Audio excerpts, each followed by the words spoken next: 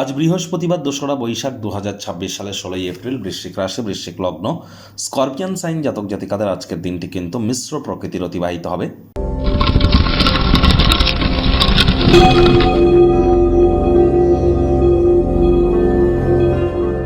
ভিডিওটির শুরুতেই স্ক্রিনে আপনারা দেখতে পাচ্ছেন গুরু প্রণাম মন্ত্র। অখণ্ডমণ্ডলাকারং ব্যাপ্তং ইয়েন চরাচরম তৎপদং দর্শিতং ইয়েন তস্मै শ্রী গুরবে নমঃ। গুরু ব্রহ্মা গুরু বিষ্ণু গুরুদেব মহেশ্বর গুরু সাক্ষাৎ পরম ব্রহ্ম তস্मै শ্রী গুরবে নমঃ। এটি আপনারা আজ অবশ্যই পারলে ১০৮ বার, না পারলে অন্তত পক্ষে ৩০ বার আপনারা জপ করুন, নিজের ভাগ্যকে যদি আপনারা মহিমান্বিত করতে চান। আর যারা দীক্ষা নেননি, ইমিডিয়েট দীক্ষা নিন। আমি কিন্তু বারবার বলছি, বৃহস্পতি কিন্তু ৭.৫ বছরের জন্য অতিচারী হয়েছে। যে বৃহস্পতি বছরে একবার রাশি পরিবর্তন করে, সেই বৃহস্পতি এখন বছরে ৩-৪ বার রাশি পরিবর্তন করছে। ক্ষিপ্র গতিতে নিজের অরবিট বা কক্ষপথে কিন্তু পরিভ্রমণ করছেন।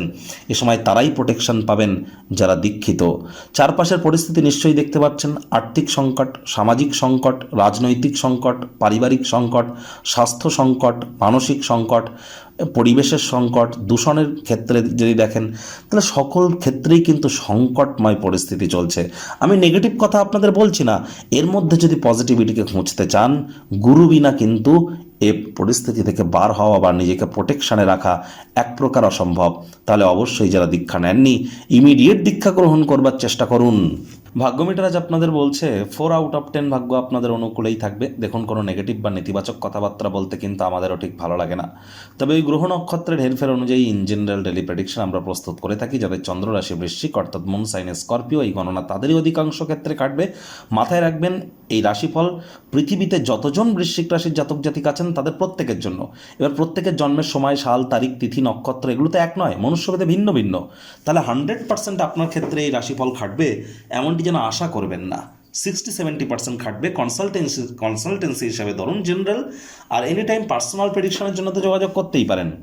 আজ কায়িক পরিশ্রমের কারণে শরীরে ক্লান্তি অনুভব করতে পারেন। কোনো এক স্বার্থপর বন্ধু বা স্বার্থপর কোনো এক ব্যক্তির কারণে মানসিক শান্তি বিঘ্নিত হতে পারে। চোখ কান খোলা রাখুন। ডমিনেটিং নেচারের হবেন না। আয় ইনকাম বাড়বে, খরচও বাড়বে। মানি ম্যানেজমেন্ট সম্পর্কে জ্ঞান বৃদ্ধি করুন, তা নাহলে সমস্যা কিন্তু আরও গুরুতর হতে পারে।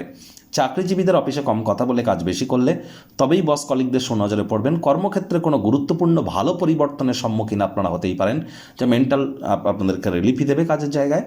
রাজনীতিবিদরাও সমাজসেবা, দান ধ্যান, ধর্মীয় ক্রিয়াকলাপে অংশগ্রহণ করলে পপুলারিটি বাড়বে। শিক্ষার্থী বিদ্যার্থীদের পড়াশোনায় মনোযোগ বৃদ্ধি করতে হবে। উচ্চশিক্ষার জন্য যারা বিদেশ যাত্রার কথা ভাবছিলেন, ভাগ্যদেবী আজ আপনাদের পক্ষে নেই। সন্তান সন্ততি থেকে থাকলে তাদের দিকে সজাগ দৃষ্টি বজায় রাখুন। অসৎ সঙ্গে চলে যেতে পারে, চোখে চোখ রেখে খুব ইজিলি মিথ্যে কথা বলে দিতে পারে। নেশা ভাঙের প্রতি আকৃষ্ট হতে পারে, তাদের শরীর স্বাস্থ্যের অবনতি হতে পারে, যে কোনো একটি হতে পারে। আজ অবশ্যই হাউস ওয়াইফরা দিনের শুরুটা তাড়াতাড়ি করুন।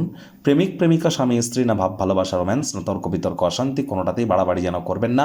ডমিনেটিং নেচারের হলেই ক্ষতি। আপনার সমস্যা কি গুরুতর হবে, আশপাশের মানুষজনেরা এটি দেখবে না। আত্মকরুণায় নিমজ্জিত না হয়ে বরং এ থেকে শিক্ষা গ্রহণ করে ভবিষ্যৎ জীবনকে মহিমান্বিত করুন।